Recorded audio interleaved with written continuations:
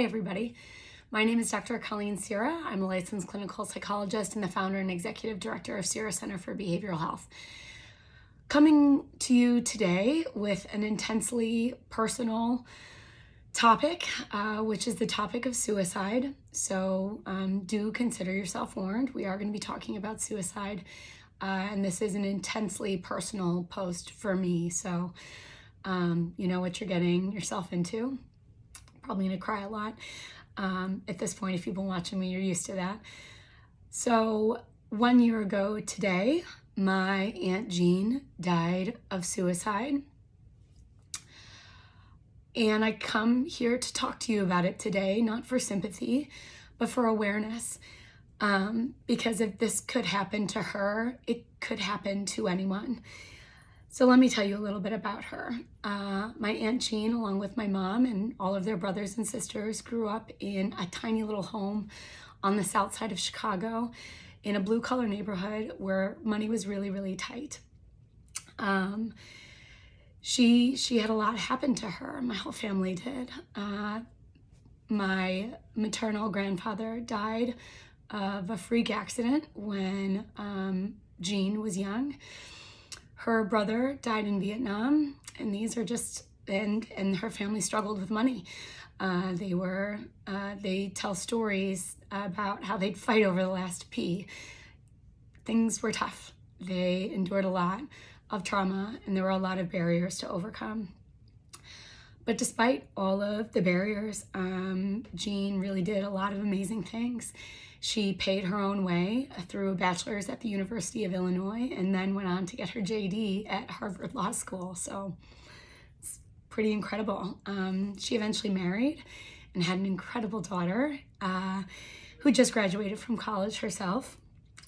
And she decided that law isn't what she thought it was going to be, that she didn't get to have the kind of impact on the world that she wanted to. So she left after all of that and moved into the nonprofit world, where she was the founder and executive director of Long Beach Blast, which is a nonprofit that provides tutoring to underprivileged teenagers to help them get into college. Jean was beautiful. She was wicked smart, intensely passionate, successful. She loved her daughter more than anything. And she had a lifestyle that most people only get to dream about. And she died by suicide anyway.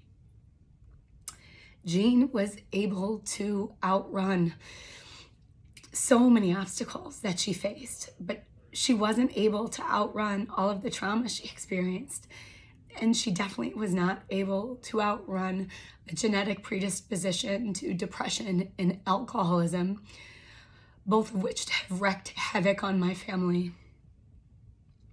So if you're listening right now and you have someone in your life that struggles with mental health or suicide, please listen. Please take them seriously. Please let them know that you care. Please never stop encouraging them to get the treatment that they need and deserve.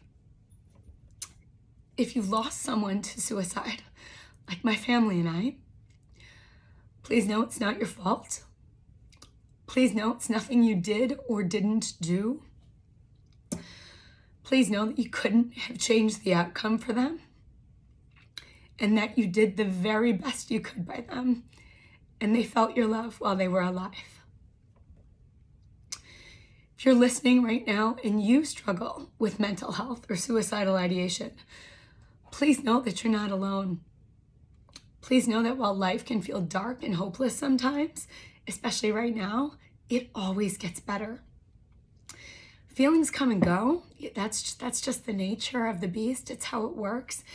So in moments of really intense despair, just know it won't feel that way forever, even though it feels like it will.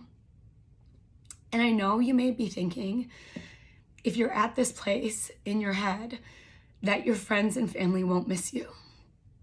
You may feel like you're a burden to them, but you're not. People will miss you. They will mourn you. They will wish you were still here, despite all of your perceived flaws and failures. Suicide is not a choice. When people are hanging on to a rope, this is a good metaphor. When people are hanging on to a rope and they think they're going to be hanging on forever, that there's no chance that they ever get to let go safely, it starts to get exhausting. Their muscles hurt. They grow hopeless. They feel like they can't change the situation, and eventually they let go. That's what suicide is too. So instead of shaming people and keeping this issue in the dark, my hope is that we can let it live in the light, where we can talk about it, understand it more, and ultimately reduce the number of people who wind up dying by suicide. Please check the comment section below for resources if you or someone you know is feeling suicidal.